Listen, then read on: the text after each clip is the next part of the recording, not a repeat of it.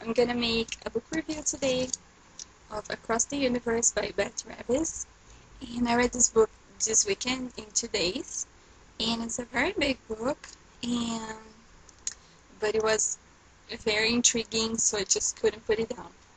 So I just want to show the cover. I think, okay, everyone has seen the map, but something that I had not seen in any videos and that I absolutely loved were these little pictures here. This is Amy, frozen. I just love these pictures. And this is Elder. So yeah, I gave this book 5 stars. No doubt about that, 5 stars. Um, so I thought that the story was going to be more about traveling and getting to this planet, but it was a lot more than that. So this book is about this ship that is going to explore this other planet, similar to Earth, that is 300 years away. The trip. I don't know the light distance or anything. But anyway, it's supposed to get 300 years to get there, so there's kind of a population in the ship, and there are the frozen people who are going to get there and then be woken so they can kind of explore it and make it a livable place. But yeah, the whole deal about this book is these frozen people are being unfrozen and no one knows why. So there's kind of a mystery, conspiracy inside the ship, and no one knows why or how that's happening. So this ship has this ruler that's eldest, and he's kind of a crazy guy in my opinion. He just thinks that everyone in the ship should be controlled and just very obedient, so they don't kind of rebel, and they stay behaved, and everything goes in normal, and everything happens the way in orderly fashion. So they kind of don't accept differences or individualities, personality, so they kind of repress that. I didn't know the book was going to go that way, that kind of dystopian society with crazy, uh, crazy ways. But yeah, that's how it was, and it was good. Okay, so everyone on the ship kind of accepts that, and they must obey eldest all the time and trust his opinions and his ruling without questioning until Amy is unfrozen.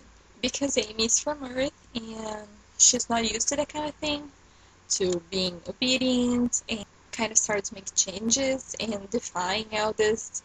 So the characters were very good. Amy was very brave and she spoke her mind. Even when sometimes she should be scared, she just went for it and defied things. And Elder, for me, was the best character in this whole book because it was very interesting seeing how he changed from a boy, 16-year-old boy, really, because he was so insecure and always doubting himself if he could be the leader that the ship needs, because eldest is always kind of questioning him and disbelieving him, saying that he's not able to rule the ship if he doesn't think the way he does, and so he's very insecure. But then when Amy comes up, she changes him because either she pushes him to take some kind of action. Sometimes she just asks, aren't you going to do something about this? And then he says, yeah, I should do something about this. And sometimes it's more subtle than that.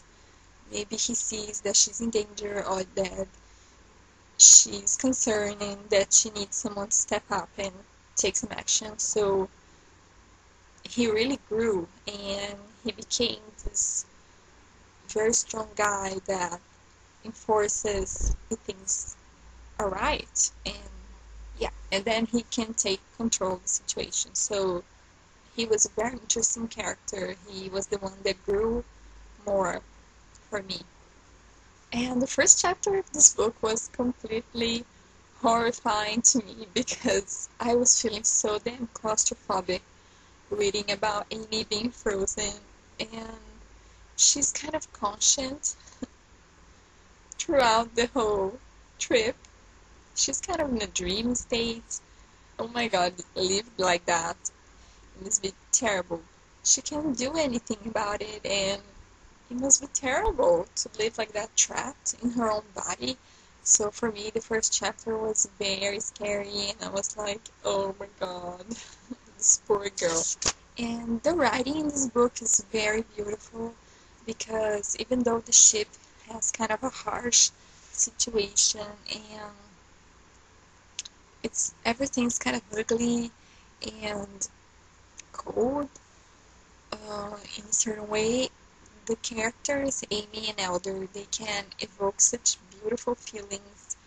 Uh, Either it's Amy thinking about Earth, the home she left behind, and her feelings and her memories, or either it's with Elder thinking about the stars, and it's very beautiful. So I like seeing this softness and this sensibility, even though they were in this harsh situation. So the writing is very good. So yeah, I was very intrigued through the whole time, and the mysteries and the conspiracies and the lies, because here it says a spaceship fueled by lies. There are a lot of lies, and they were completely mind-blowing, really. Figuring out all these lies and what was going on, I was very intrigued, so I could not put this down. It is amazing. So I didn't know if this was going to have a sequel, because the way it ended, it could have been a standalone, but I found out there's going to be a trilogy, so I'm very excited for that. I think it's a great idea to show what happens next, because I think there's room for a lot more story. So yes, very scary society and great characters, great mystery, and just great sci-fi, really.